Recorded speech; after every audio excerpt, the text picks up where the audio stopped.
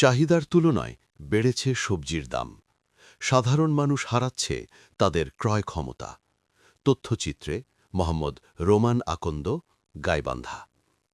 শীতকে পাল্লা দিয়ে প্রতিদিন দূর দূরান্ত থেকে স্থানীয় বাজার কিংবা শহরমুখী বাজারগুলোতে আমদানি হচ্ছে শীতকালীন সবজি।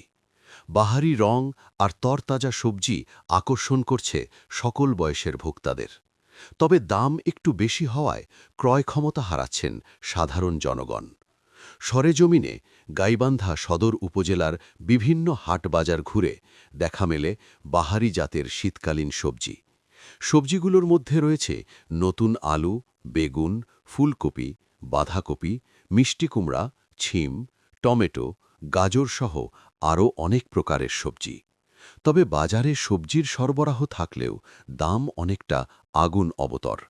এতে চরম বিপাকে পড়েছে নিম্ন ও মধ্য আয়ের মানুষ।